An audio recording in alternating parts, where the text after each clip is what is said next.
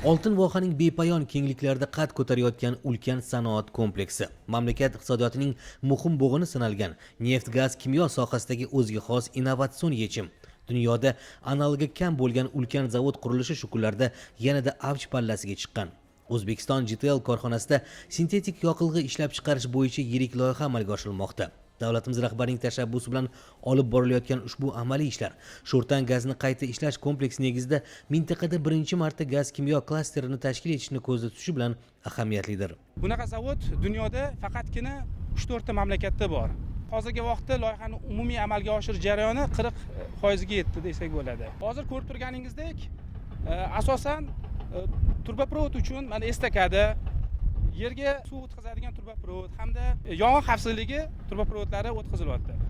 Ommaviy axborot vositalari xodimlari uchun tashkil etilgan media tur dastlab korxonada olib borilayotgan qurilish ishlarining bugungi bosqichi bilan tanishishdan boshlandi. Nafaqat mamlakatimiz Markaziy Osiyo, balki dunyo davlatlarida o'ziga xos nufuzga ega mazkur loyihani amalga oshirishlari qizg'in davom etmoqda. Ma'lumotlarga qaraganda ayni payt qurilishlarda 3,5 mingdan ortiq odam mehnat qilmoqda. Yana bir ma'lumot, bugungi kunda loyihalash ishlari deyarli 83% ga yetgan va bunyodkorlik ishlari deyarli 15% dan ortiqni tashkil etmoqda. 2020-yilning oxiriga borib to'liq quvvatda ishga tushirish ko'zda tutilgan mazkur loyiha natijasida 1000 ga yaqin odamning bandligini ta'minlash ko'zda tutilmoqda. Loyihaning amalga oshirilishi yiliga 1,5 million tonna neft mahsulotlari importini kamaytirishga olib keladi va shuncha miqdordagi ekologik toza Euro 5 standartiga javob beradigan yoqilg'i ishlab chiqarishga imkon yaratadi. Korxonani loyihalash ishlarida dunyoning yetakchi Sasol, Helder Tops, Chevron kabi kompaniyalar bilan hamkorlik qilinmoqda. Project management consultant. Biz ushbu loyihani amalga oshirishda konsultant sifatida ishtirok etyapmiz. Shuningdek, qurilish-montaj ishlarining sifatini ham bevosita nazorat qilamiz. Avval ham Qatar davlatida shu kabi yirik loyiha qurilishida qatnashgandik. Korxonani qurish uchun juda maqbul joy tanlangan. Transport logistikasi va boshqa kommunikatsiyalarning mavjudligi ishimizni samarali tashkil etishda ayni muddao bo'lmoqda. Bugungi kunda Koreya, Xitoy, Rossiya, AQSh, Germaniya, Angliya, Hindiston, Bangladesh kabi davlatlardan yetakchi mutaxassislar loyihalash va qurilish ishlariga jalb etilgan. Meni yurtingizdagi yosh tajribali mutaxassislarning bilimi, ishga bo'lgan ishtiyoqi hayratda qoldirdi. Ular bilan bir jamoada mehnat qilish g'oyat qiziqarli.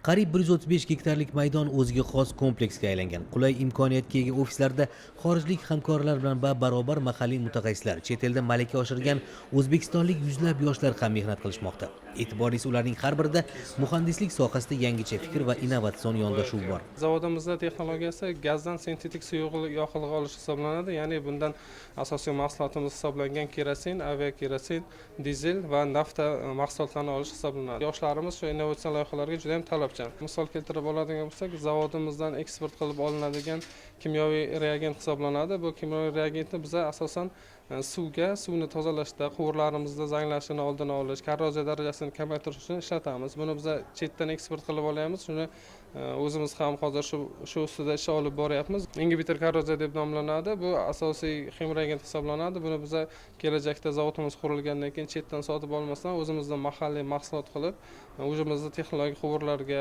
apparatlarimizga ishlashni reja qilib olganmiz. Biz shu zavodda ishlayotganimizdan juda ham faxrlanamiz, chunki bizda asosiy 80-90% yoshlar tashkil qiladi. Shu o'rinda yana bir mulohaza. Mamlakatimizda qazib chiqarilayotgan tabiiy gazning 70%, neftning qariyb 78%, gaz kondensatining 80% aynan Qashqadaryo viloyati hissasiga to'g'ri keladi. O'zbekiston UzGTL zavodining bunyod bo'lishi esa tabiiyki iqtisodiy o'sish ko'rsatkichlarini yana bir necha barobarga oshiradi. Demakki, gazni qayta ishlash quvvatlarini kengaytirilishi uglevodorod xomashyosi importini qisqartirib, ichki bozorda sifatli yoqilg'iga bo'lgan talabni samarali tarzda qondiradi. Bu esa tabiiyki iqtisodiy jihatdan farovonlikka erishish yo'lida yana bir muhim qadamdir. Said Nosir Usmonov, Ismoil Rahmatov, Qashqadaryo, yoshlar.